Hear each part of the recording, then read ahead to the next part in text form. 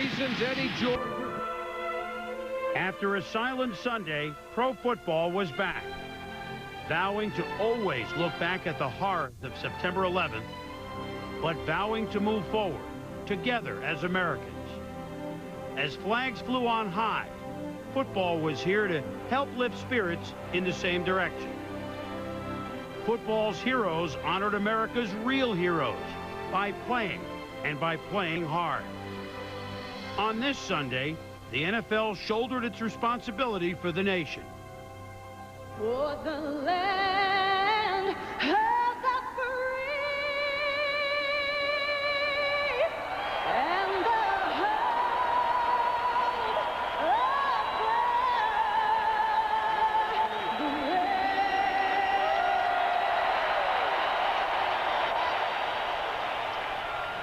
the A historic day, to say the very least, in the National Football League. Chris Berman along with Tom Jackson. It's good to be here with you, Tom.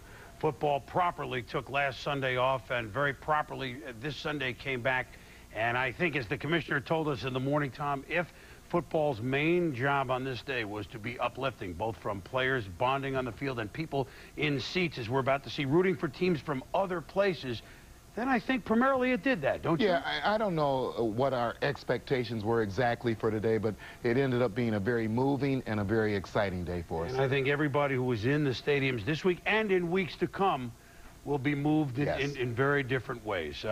We start, and fate would have it that neither of the New York teams were home on this day as football came back to play, and neither is Washington there at Monday night at Green Bay. But the New York football Giants were out into the heartland, kind of a juxtaposition, if you will, but really, if you think about it, as we've seen all throughout sports this week, everyone feeling for New York, and that was no different as the Giants played at the Chiefs. The New York Giants playing pretty much for all of New York, but they found that they really were not alone out in the heartland, because I think it's one of the most moving things I've seen. Tom, look, they're already cheering in Kansas City. That's for the Giants, okay? And you know how they love their Chiefs with the red. Great job, Kansas City, and great job at so many of the parks around the NFL. The commissioner, as we said, on hand, the military, and the emotion on the field and in the crowd definitely felt and will not be forgotten. And then they played football. The Giants led 3-0. Kansas City going in to take the lead until Trent Green throws high. Sean Williams picks it off. Big turnover for the New York football Giants. Ensuing possession, Kerry Collins. Now, Kerry was picked off, but at times, look, he finds Joe Juravich's 13 yards.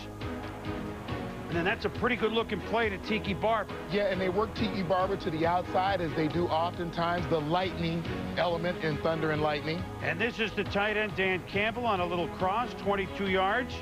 And then when you're moving like that, then you can give it to Lightning. That's Tiki. 13 yards to the 10. Nice interior blocking by the Giants, you saw at the head of the play on a reverse pull. And then Ron Dane, as we get to the second quarter, 80-yard drive, 10-0 Giants. I was going to say Collins was picked off 3 times, but he was 20 of 24 passing. Yeah, you take a look at Glenn Parker and his block as he comes across the formation. Going to get a nice kick out right there. Ron Dane gets a chance to turn it up just inside the tackle and get to the end zone. But here's what the Giants bring when they're playing best, and that's defense. Keith Hamilton wraps up Trent Green. The score 13-0 in the third. Green goes long, and here's a good-looking rookie, Marvin Snoop Minnis. But unfortunately, after hauling it in for 49 yards, he was quite wobbly, and you can see why as his head hit the turf. Thank goodness it's real grass. He would not return in this game. 13-3, the Chiefs trying to make a run. Trent Green will, in the fourth quarter, on 3rd and 3, keep it for a first down. 3rd and 5 at the 32. Green for Tony Richardson. Oh, Dick Vermeil says, well, let's pull to within 7, but it's going to be a 49-yard field goal for Todd Peterson. No good. And the Giants would run out the clock. Hugs from Jim Fossil and Dick Vermeil, and a together prayer on the field and in the stands. Very classy performance in Kansas City, and a very classy performance by the New York Giants, who every day they went to practice looked across the river and could see the forever changed skyline of New York City. The Giants, as they said earlier and as they say after the game, playing for a city that they would not disappoint. I wanted us to come out and just play in a way that would make New York proud, really. And I think that's what it really comes down to. And we wanted to win that game for a lot of different reasons. One of them is you know, it was going to brighten a lot of people's day back there in New York. But really, I think the important thing is you want to play the way that you think would make them proud. The game that we play is a game. You know, this isn't a matter of life or death. You know, yes, it is our job, but it's a game. And, you know, the people that lost their lives, the people that were at work, the firemen, the policemen, and all the volunteers that were there helping people to try and survive this tragedy, you know, those are the ones that, you know, really need to be commended. The police department had, the fire department had, the rescue department had, as we can see it. We'll talk football and the way the Giants did concentrate, Tommy, but we heard from so many, Michael Strahan. Actually, Michael Barrow was so poignant on our pregame.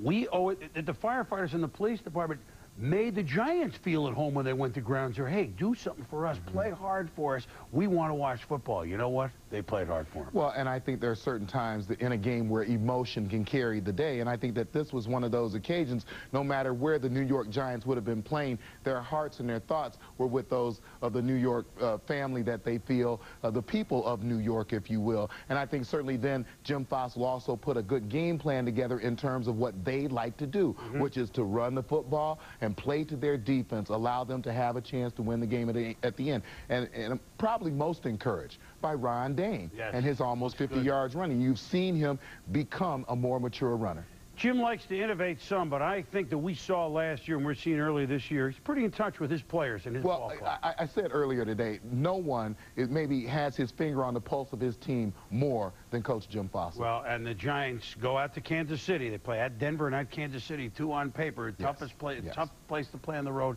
And the Giants get out of there 1-1 and a win that New Yorkers all thank them for. Meanwhile, a rivalry in the Midwest at Soldier Field, appropriately Soldier Field, the host of a big game, and the biggest flag we saw is the Bears open up against the Minnesota Vikings and the Chicago Fire Department saluting. Dante Culpepper, but look at, well, if Fridge was 72, this is the mini bar. Carl Powell with a nice play, bringing down Dante Culpepper, holding the Vikes to a field goal. Vikings lost Robert Griffith on the opening kickoff. The Bears lost their starting quarterback, Shane Matthews, bruised ribs, second quarter. So it's 3-0 in the third. Culpepper to Andrew Jordan from... Well, not from Brown. That was Steve Jordan. I got to say. 10-0 Vikings. So Jim Miller is in, and he looked to Marcus Robinson, but it's out of his hands, into the hands of Orlando Thomas. Miller strong-armed it. Griffith likes it. It's 10-3. The Bears trailing in the fourth. Marty Booker from Northeast Louisiana. We've been together too long. What a night. He had 9 catches. That's a 15-yard touchdown to tie it at 10. Mitch Berger tries to make something of a broken punt, but Bobby Howard is there to break up the pass. The Bears take over. Under 6 to go. Miller to Booker. 10 yards. And then Jim Miller to Cuckoo Kachu. Where have you gone, Marcus Robinson? He's such a big target, and he makes the catch, and the Bears have the lead 17-10. Yeah, and Robinson, 6'3", 215 pounds, just too big and strong for Robert Tate. Leap right over him to make the catch. The Vikings, we saw the frustration in week 1 after an undefeated preseason. Here's Chris Carter yelling at Farron Wright after a personal foul. Carter here is called for pass interference. Chris, who caught only 1 on this day, talking with Dante Culpepper, and it looks a little heated. Culpepper actually hits Carter for 13 yards. First ruled out of bounds. Then on a certainly frustrating day, this is 1 catch, 13 yards. They overrule and says it is a catch. But with 4th and 10 with over a minute to go, down by a touch, that just looked terrible. Out of bounds, Culpepper, Moss and Culpepper. Look at this. Those are the signs of a team that was 4-0 in the preseason, but a very shocking 0-2 to start the year, losing to Carolina and Chicago as the Bears win it 17-10 And the Minnesota Vikings now have some head-scratching to do and some regrouping in a hurry, Tom. You know, we talk about the emotion of the day. This team has been under an emotional strain since the tragedy of Corey Stringer's death. And I think combined with the fact that in little football, Robert Smith, 2 games last year, 37 carries, 279 yards against the Bears, missing that, putting another kind of pressure on this football team. And by the way, lost in the shuffle of the Bears. 2 straight games, they've come out and played very stout defense. 27 points allowed in the 2 games, which are a split. When we return, Michael Vick, could he get it in the end zone? And these were the scenes at stadiums all day long. We couldn't see enough of it. NFL Primetime is presented by Miller Lite. NFL Primetime is presented by Miller Lite. Grab a Miller Lite. It's Miller time. And in part by Best Buy. For the latest technology, turn on the fun at Best Buy.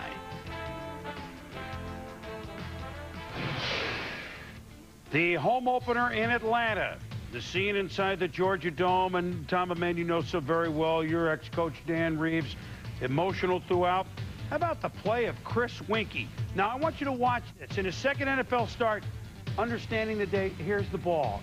I know it's on my second NFL start, and it's a touchdown. Good job, Chris. 5 yards, 10-7 Panthers. Very mature.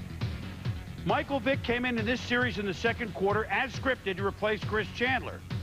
Hit Tony Martin for 18 yards. That's his first NFL completion. And then, you know he can run it. And then he understands what the NFL is right here. And flips over to Braun Harper, 23 yards rushing. Settled for a field goal, 10-10 at the half. Third quarter, Chris Chandler back, a little play action. And wait a minute. Jamal Anderson's supposed to carry it, but he's wide open. 94 yards. Touchdown. Second longest in Falcon history. Tommy, how did it happen? Well, I won't presume as to who made the mistake. Dan Morgan, the linebacker on the right, Lester Towns on the left. It's a good call by the Falcons. It's a flow out of split backfield where you make the near side backer have to play run. Somebody has to pick up the pass. We won't know who. It's a good call by Dan Reeves and his staff.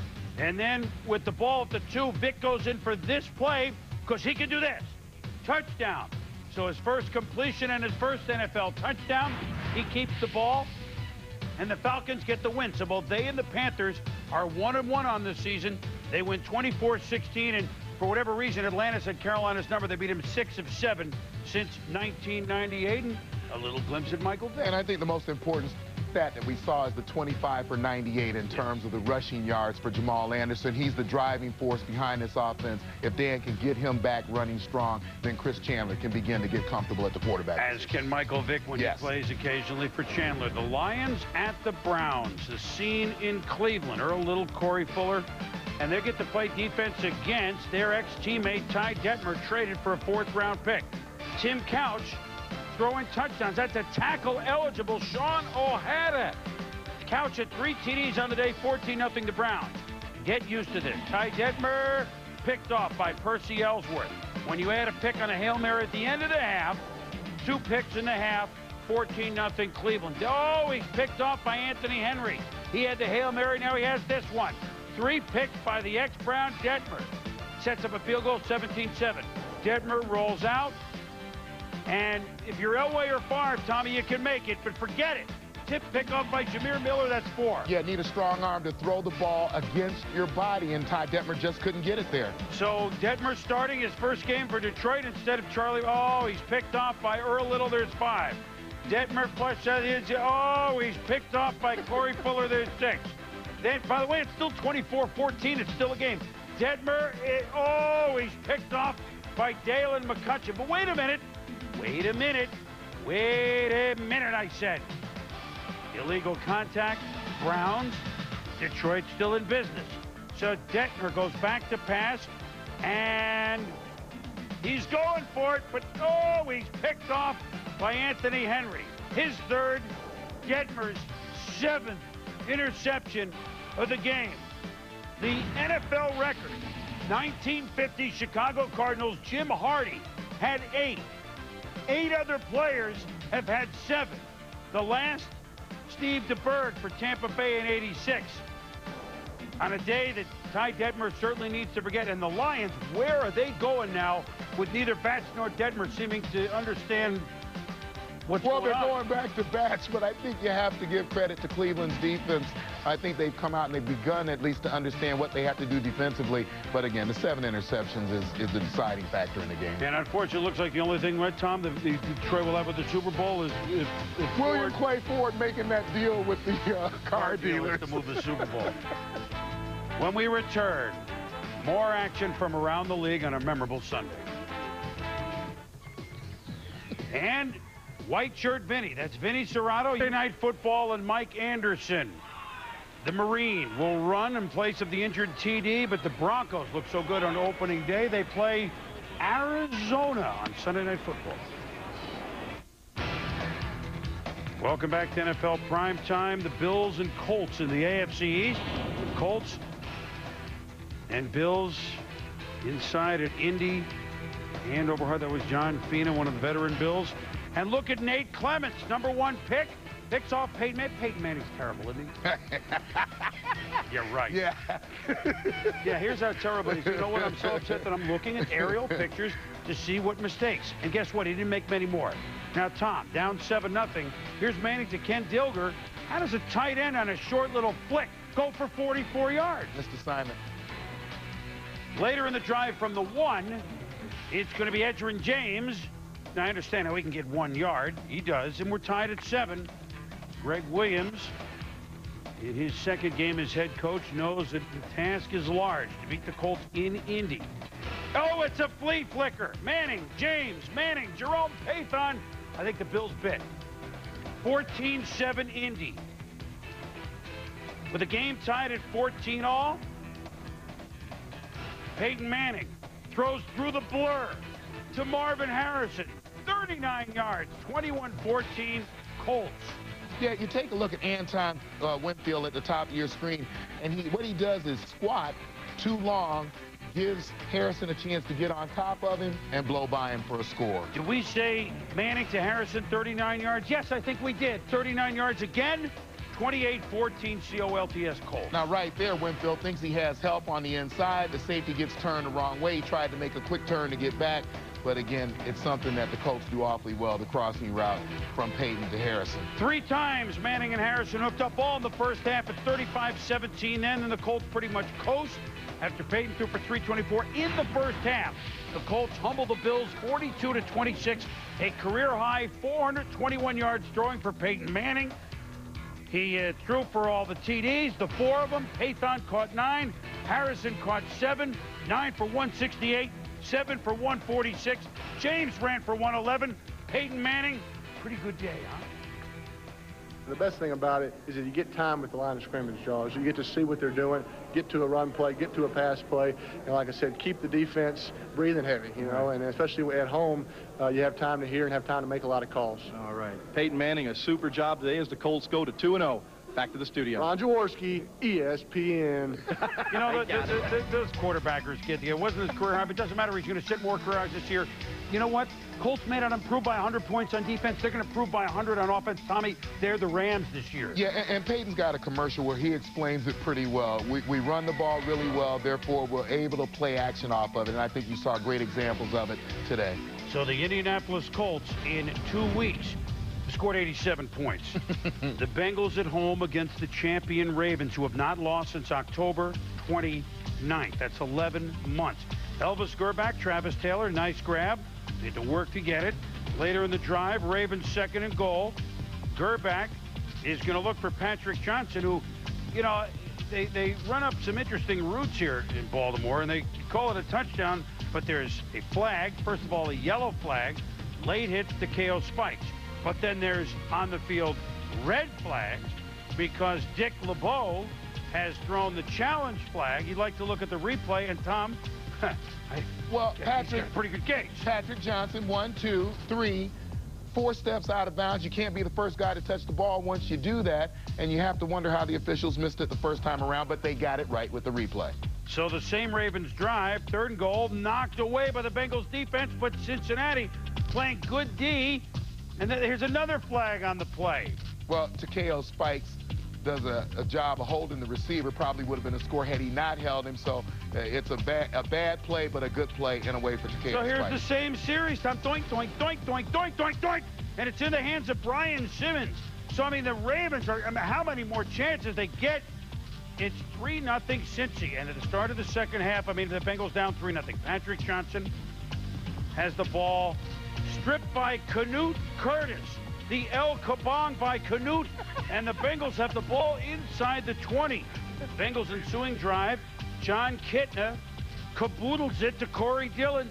The Bengals are leading the Ravens 7-3. It's now 14-3. Gerback, Johnson. Here comes Baltimore, down 14-10. Later in the fourth, Ravens driving inside the 30. Gerback, no, but this time it's Takeo Spikes, providing a take KO. Rolling. Smelling the end zone, 66 yards.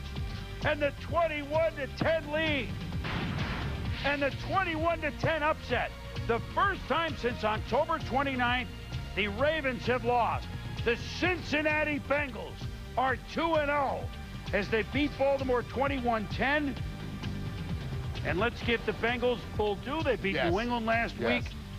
And let's talk 33 of 63 with 3 picks for 326 for Elvis Gerback. We know Baltimore can't run it. Look, by the way, you can't win every game. They've won 12 in a row.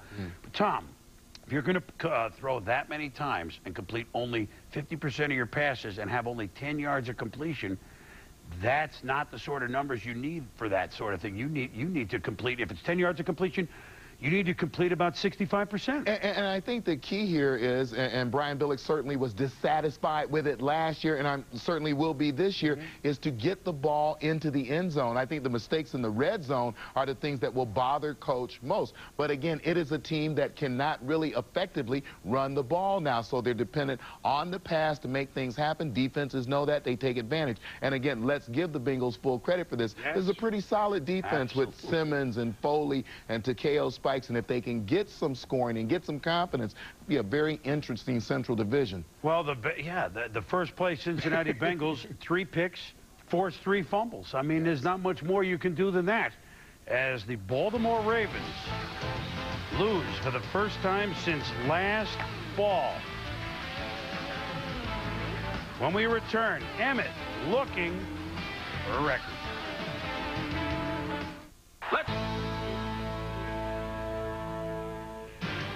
The scene at Alltel Stadium in Jacksonville, the firemen and policemen getting standing ovations.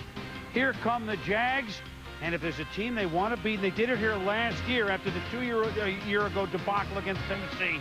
They want to beat Tennessee Titans, who prevented them from going to the Super Bowl. But very early, Fred Taylor, groin injury, dropped the ball. Yeah, obviously in a lot of pain at that moment that groin pull hit him because he dropped the football, and it was a fumble. 6 carries, 20-yard strained groin. He's out, but his replacement, Stacey Mack, 22-yard touchdown. Mack is back, and the Jags take a 10-6 lead. They're up 13-6 in the fourth. Mark Brunell to Damon Jones, 40 yards. But Eddie Robinson forces the fumble. Whoop! Samuri Roll, who has 6 interceptions against the Jaguars alone, is Johnny on the spot. Could Roll do it to them again? 25-yard return of the fumble. Here come the Titans. Remember, Steve McNair didn't start. It's Neil O'Donnell. Eddie George, 4th and doesn't get it. Later in the fourth, 4th and 4. O'Donnell. Kevin Dyson. First down at the 9. 4th and goal at the 9. Just before the 2-minute warning. O'Donnell. Fernando Bryant bats it away, Tom. Yeah, Fernando Bryant does a great job of making up ground on Kevin Dyson. Dyson only open for a split second. He was able to knock the pass down. And Tom Coughlin and the Jaguars, there's a little bit more than meets the eye here. By the way, the Jaguars look back. 2 impressive wins over Pittsburgh and now Tennessee. And the Titans, like Minnesota, a surprising 0-2 start. Yeah, and Eddie George, the 20 carries for 79 yards, I think still a result of Lorenzo Neal not being in that backfield. But the Jags playing well, but can ill afford to lose frontline people today. Fred Taylor, at least for a while. The last 2 years, 18 teams began 0-2. None of them made the playoffs. However, here's Dallas, and here's Emmitt Smith, who can pass Barry Sanders for second all-time. Emmitt and Junior Seau began playing each other on this field Week 1, 1990. Doug Flutie to Freddie Jones. San Diego Superchargers. 7-0 Chargers. First quarter, Flutie scrambling to Curtis Conway. San Diego Superchargers. 14-0 Chargers. With the score 17-0 in the second. Anthony Wright starting at quarterback for Dallas. 80 yards to Rocket Ishmael, but who later left with a sprained right knee. But on this play, he was wide open, Tom. Well, you're going to see Rodney Harrison at the safety spot. He can see him getting on top of him. Just misgauges his speed, misgauges where the ball is in the air, and you don't see Rodney do that very often. Score 17-7. Well, two guys that we have enjoyed watching through the years. Doug Flutie, Tim Dwight, the connection. San Diego Supercharger. This sets up a field goal. Flutie, first half, almost 200 yards. Second quarter, a slice of history. Emmitt Smith needed 64 yards to pass Barry Sanders for second. He does so. Congratulations to Emmitt Smith in his 12th season. Walter Payton, 1,500 yards ahead. That's Bullet Bob Hayes speaking to the crowd. Jerry Jones inducted into the Ring of Fame. The Ring of Honor, they call it in Dallas. Meanwhile, it's the reverse to Tim Dwight. San Diego Superchargers. Touchdown, 26-14 San Diego. With the score 29-21. Wright's pass picked off by Ryan McNeil. San Diego Superchargers. The San Diego Chargers in 2 games this year have won more than they won all last year. The 1-15 Chargers are now 2-0. They win it 32-21. They play Cincinnati next week in what obviously is a precursor to the AFC Championship game. Bengals, Chargers. That's going to be next week. Hey, Emmitt Smith, congratulations. To be compared in the same breath as a Barry Sanders or even a Walter Payton or any other guy that's on that list, it's an honor. Seriously. I mean, as a kid, you grow up and you see a lot of these individuals playing, and you watch what they do, and you love what they do because you love the game itself. And then you all of a sudden you thrust into the same situation or you have the same opportunities that they've had, and now you're just moving along right along these guys. You meet some of them, and you get to know them. And all of a sudden, you find yourself like, man, I'm just one of the boys. Well, I tell you what, one of the best boys. We go inside the numbers. Way to go, Emmitt. 15,291 yards for his career. Only one man on top of him, the incomparable sweetness, Walter Payton. I mean, there it is. Don't need to look at much more than that. Pretty simple. Way to go, Emmitt. Inside the Numbers is brought to you by Visa, the preferred card of the NFL. Visa, it's everywhere you want to be. When we return, what a great finish between the Dolphins and the Raiders. And the Eagles go to the Pacific Northwest to try to get it right. Arizona, first place by themselves in the NFC East. Jake Plummer, it's their debut tonight on Sunday Night Football playing Denver.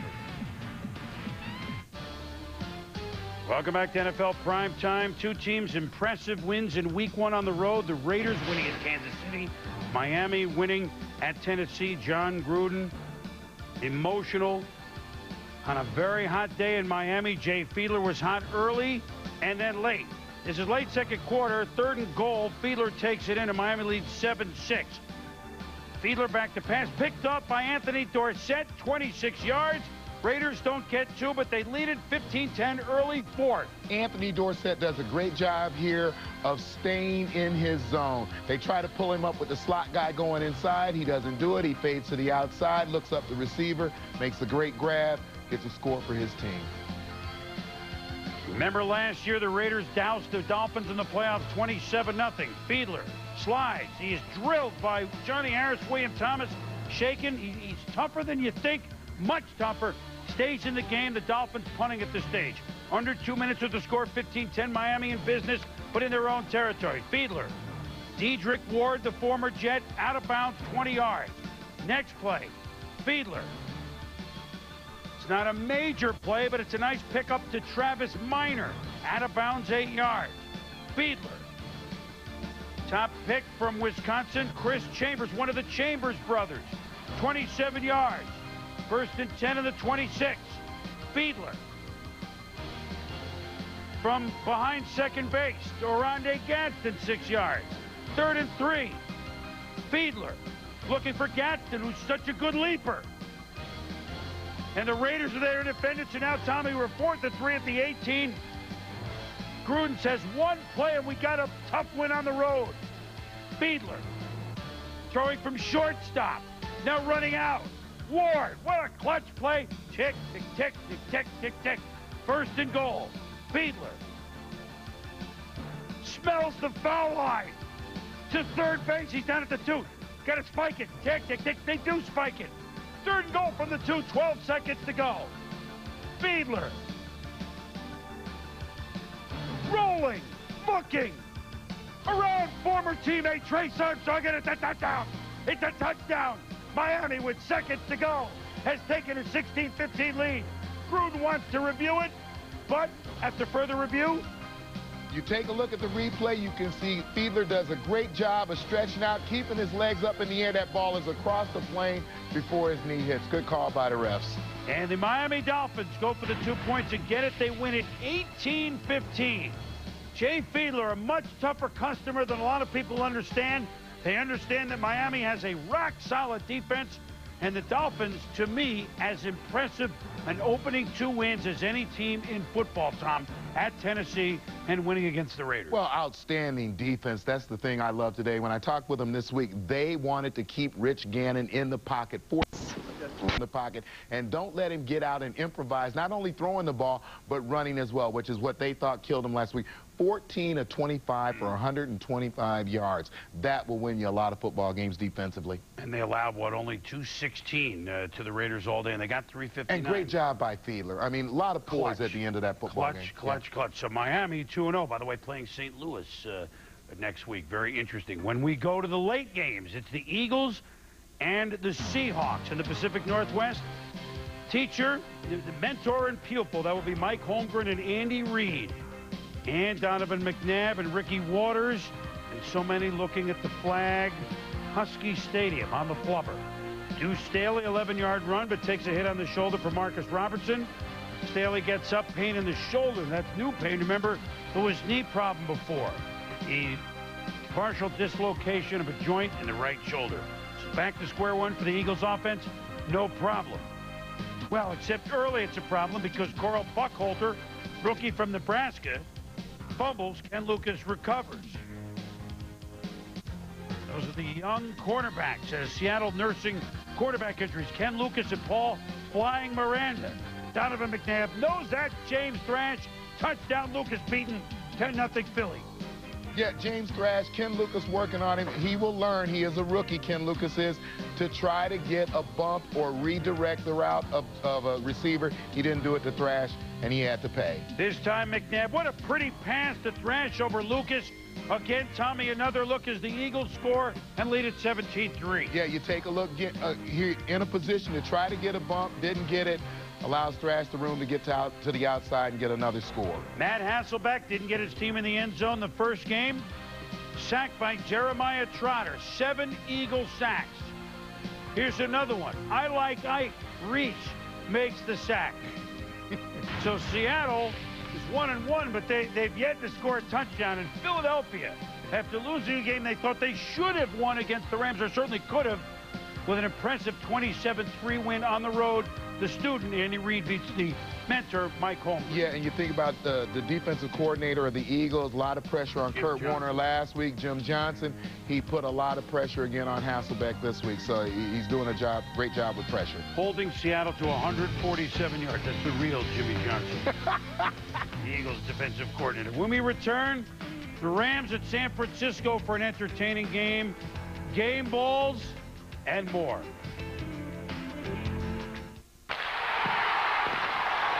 NFL Primetime, presented by Miller Lite.